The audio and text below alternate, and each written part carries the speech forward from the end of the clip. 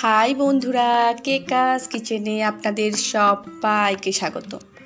আজকে আমি আপনাদের সাথে শেয়ার করব গরম ভাতের পাশাপাশি রুটি পরোটার সাথেও খেতে পারবেন এরকম একটি ঢ্যাঁড়সের রেসিপি।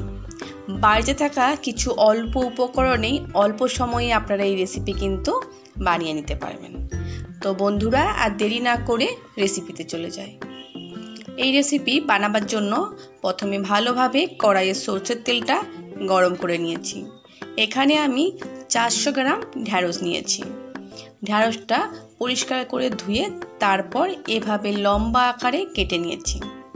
চেষ্টা করবেন ঢ্যাঁড়সের সাইজটা একটু বড় কেটে নেওয়ার, আর যদি ছোট ঢ্যাঁড়স হয় সেক্ষেত্রে গোটা রেখে দেবেন।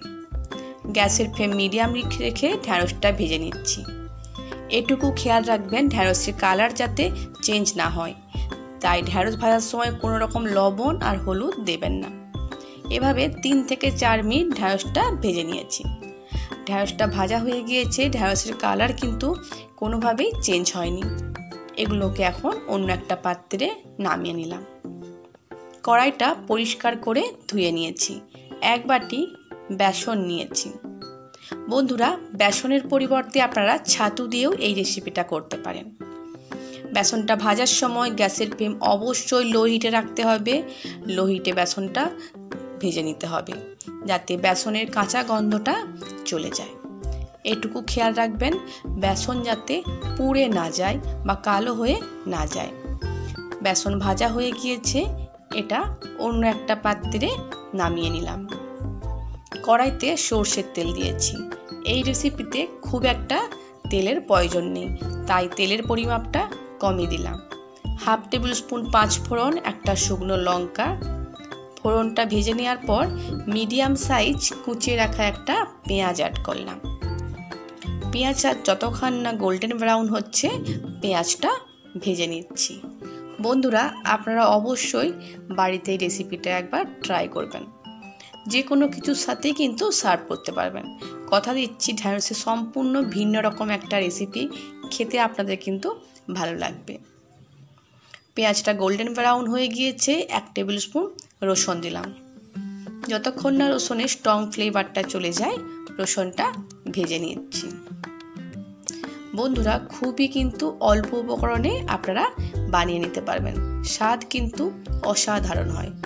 যখন ঢ্যাঁড়সের একঘেয়েমি রেসিপি আর ভালো লাগবে না, অবশ্যই এই রেসিপিটা ট্রাই করবেন। মিডিয়াম সাইজ কুচিয়ে রাখা একটা টমেটো অ্যাড করলাম। স্বাদ মতো লবণ দিলাম যাতে টমেটোটাও নরম হয়ে যায় তাড়াতাড়ি। টমেটোটা এখন নরম হয়ে গিয়েছে, একে একে গুঁড়ো মশলাগুলো অ্যাড করলাম। 1/2 টেবিল স্পুন লঙ্কা গুঁড়ো, 1/2 টেবিল স্পুন হলুদ গুঁড়ো অ্যাড করলাম, 1/2 টেবিল স্পুন ধনে গুঁড়ো, অল্প পরিমাপে কাশ্মীরি লঙ্কার গুঁড়ো যাতে সুন্দর একটা কালার আসে। এটা সম্পূর্ণ অপশনাল, আপনারা চাইলে স্কিপ করে দিতে পারেন। যতক্ষণ না গুঁড়ো মশলার গন্ধ যায় মশলাটা ভালোভাবে কষিয়ে নিচ্ছি, তাই অল্প জল দিয়ে ভালোভাবে মশলাটা কষিয়ে নিতে হবে যতক্ষণ না মশলা থেকে তেল ছেড়ে যায়। মশলা থেকে তেল ছেড়ে গিয়েছে, এখন ভেজে রাখা ঢ্যাঁড়সগুলো কড়াইতে দিয়ে দিলাম। মশলার সাথে ঢ্যাঁড়সটা ভালোভাবে কষিয়ে নিতে হবে। কষানোর সময় গ্যাসের ফ্লেম অবশ্যই মিডিয়াম হিটে রাখতে হবে, হাই হিটে করলে মশলা পুড়ে যেতে পারে। একটু সময় নিয়ে ভালোভাবে ঢ্যাঁড়সের সাথে মশলাটা কষিয়ে নিচ্ছি যাতে ঢ্যাঁড়সের মধ্যে মশলার ফ্লেভার খুব ভালোভাবে যায়। কোনো রকম জল অ্যাড করার দরকার নেই। 1 থেকে 1.5 মিনিট ঢাকনা চাপা দিয়ে কষিয়ে নিয়েছি। এখন ভেজে রাখা বেসনটা দিয়ে দিলাম। বেসন দেওয়ার সাথে সাথেই কিন্তু কড়াইতে লেগে যাবে, তাই অল্প অল্প জল অ্যাড করে ঢ্যাঁড়সের সাথে বেসনটা কষিয়ে নিতে হবে। বেসন দেওয়ার পর ক্রমাগত নাড়াচাড়া করতে হবে, না হলে কিন্তু কড়াইতে লেগে যাবে। গ্যাসের ফ্লেম কিন্তু কোনোভাবেই হাই করা যাবে না।